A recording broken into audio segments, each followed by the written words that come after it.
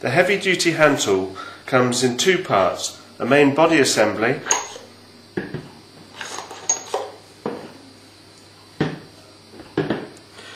and interchangeable mandrels dependent on the thread size that you're using. The most important thing is that the handle is installed first, as this keeps the sleeve and the thrust bearings in position. The interchangeable mandrel is then dropped into place and the main drive unit is installed.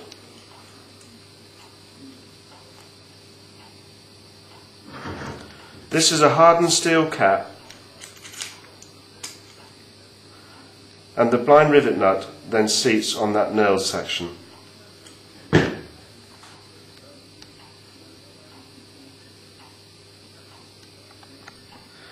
To install a blind rivet nut using the heavy duty hand tool, once assembled you screw the blind rivet nut onto the threaded mandrel, making sure that it goes right up to the knurled surface.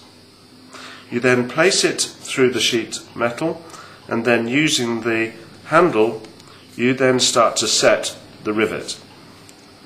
If you need more force, you can use a 10mm spanner to help, which is particularly useful on the larger sizes. Once it's installed, you then undo using the handle, leaving the rivet in position.